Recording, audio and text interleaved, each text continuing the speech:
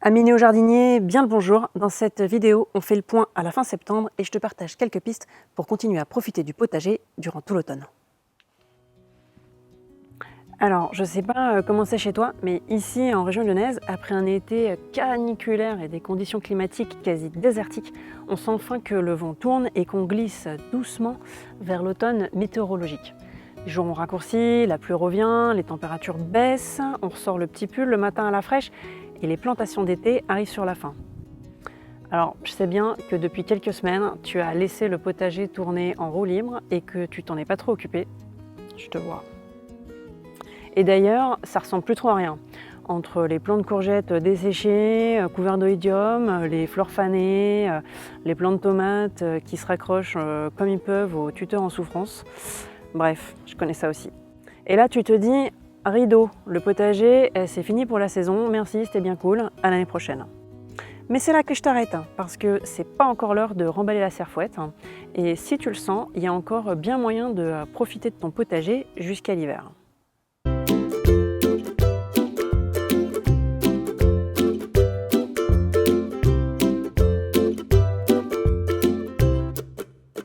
Avec les températures qui baissent, les conditions redeviennent propices pour certains légumes qui souffrent trop de la chaleur et qui avaient disparu du potager d'été. Parmi mes bestes de l'automne, je te propose les 10 cultures suivantes. Pour commencer, les salades. En effet, c'est le moment de relancer les semis de salade pour une récolte échelonnée tout l'automne. Mon conseil, c'est de partir sur des variétés d'hiver qui résisteront bien si le froid s'installe. Mais si tu es dans un climat doux et qu'il te reste des graines de variétés de printemps, sur un malentendu, ça peut passer. Comme tu le sais, j'aime bien commencer ces semis-là en intérieur. Ça permet de bien contrôler la levée et de gagner du temps sur les mauvaises herbes et aussi sur les limaces qui refont leur apparition au potager avec la pluie qui revient. En 2, la mâche. C'est la saison, alors autant en profiter. Là, je te conseille un semis en place assez dense, si tu sèmes en place, quitte à éclaircir après, ou sinon tu peux aussi faire un semis en barquette en intérieur, comme pour les salades. 3. Dans le même genre, les épinards.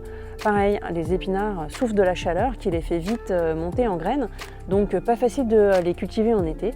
Moi j'adore les jeunes pousses d'épinards, alors perso je vais me faire plaisir et en remplir mes bacs et finir les barquettes ou sachets en plastique hors de prix et générateurs de déchets en plastique. En 4, les blettes. Bon, je reste sur un échec cuisant sur les blettes de printemps-été. Ça me pique encore. Alors, je compte bien me refaire sur la saison automne-hiver. Et pour le fun, je vais partir sur des blettes à cardes multicolores. Alors, attention les yeux, ça va envoyer du gratin. En 5, les betteraves. Un basique de mon potager. Je les consomme crues, râpées comme les carottes, ou en jus, ou cuites, ça le fait aussi.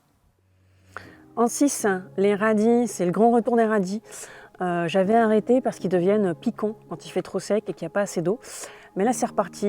Et d'ailleurs, si tu aimes les sensations fortes, c'est le bon moment aussi pour le radis noir qui détoxifiera ton petit foie de tous les apéros que tu t'es enquillés cet été.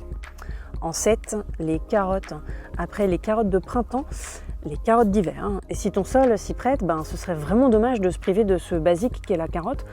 Après, bon, j'avoue que chez moi, le sol n'est pas idéal pour les carottes parce qu'il n'est pas assez sableux. Et donc, je vais en faire un petit peu, mais pas des tonnes. En 8, les poireaux. C'est le bon moment aussi pour les poireaux. Alors, perso, j'ai pas trop le courage de partir du semis pour les poireaux. Mais pourquoi pas en acheter en jardinerie une barquette de jeunes poireaux à repiquer. Et en association avec les carottes, c'est parfait. Les deux sont partenaires pour repousser le ravageur de l'autre et ils font une équipe du tonnerre. En 9, les fraises. Si tu veux profiter d'une bonne récolte de fraises au printemps prochain, c'est le bon moment pour planter des fraisiers qui mettront à profit la saison d'automne-hiver pour s'installer tranquillement et commencer à donner dès le retour des beaux jours. Donc si tu commences une fraiseraie, mon conseil c'est de partir directement sur des fraisiers remontants, c'est-à-dire des plants qui te donneront 2 fournées de fraises, une au printemps et une deuxième en août, septembre. Voilà. Parce que quitte à faire le boulot, autant que ça donne 2 fois, non ? En 10, les oignons. Voilà, moi qui consomme beaucoup d'oignons dans ma cuisine du quotidien, je vais relancer une culture d'oignons cet automne. Et comme ça, j'espère pouvoir récolter des oignons dès le printemps. Et pour pas me prendre la tête avec un semis, je vais repartir directement de la plantation de bulbilles. Bulbilles. Malinx. Bon et là, je sais ce que tu vas me dire, Aude tu déconnes, t'as carrément oublié les choux. Ben mon chou, je vais te dire que oui, j'adore les choux verts, les choux frisés, le chou-fleur, le chou chinois, le chou de Bruxelles, les brocolis, et les choux romanesco, et le chou pak choy, et les choux bidous. Mais j'ai pas envie de me prendre le chou. En fait, je trouve que c'est hyper long, que ça prend beaucoup de place au potager en carré et que c'est vite sujet aux ravageurs comme la pyrrhine et les autres chenilles et tout ça, qui te défoncent ta récolte sans te demander ton avis. Alors voilà, perso, je fais l'impasse sur ce légume parce que je trouve que ça vaut pas trop le chou. Mais du coup, si tu as plus de place et que tu es patient, vas-y fonce, c'est vraiment le moment. Perso, j'irai les acheter au marché.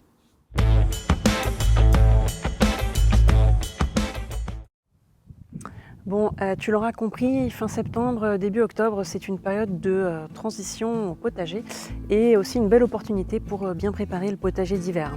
C'est donc un de ces moments où ça vaut le coup de remettre un petit peu d'huile de coude, check, pour ensuite profiter du travail accompli maintenant. Donc voici une liste de 4 gestes à faire tout de suite. Pour commencer, il faut retirer les plants qui ont terminé leur production pour faire rapidement de la place pour les cultures à suivre.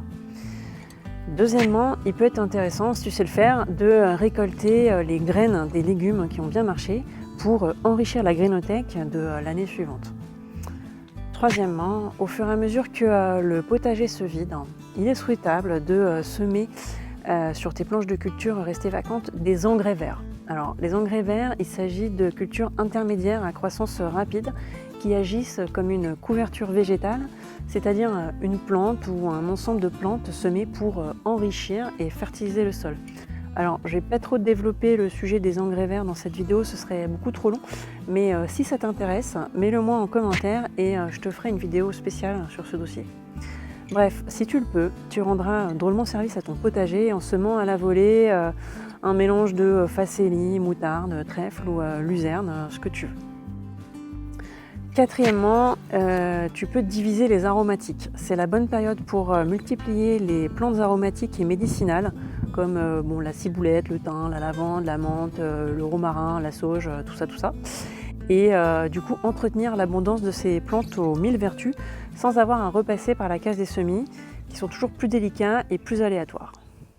Bon, alors quand j'ai tourné la vidéo hier, je me suis dépêchée pour finir avant la pluie et j'en ai oublié de te donner mon 5e conseil.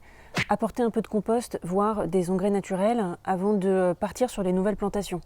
Ouais, les cultures d'été ont consommé pas mal de ressources du sol pour se développer, alors pense au suivant, ils te remercieront. Alors voilà pour cette vidéo, j'espère t'avoir convaincu que la pratique du potager n'était pas cantonnée à la saison estivale et t'avoir aussi motivé à prolonger l'expérience du potager pour l'automne.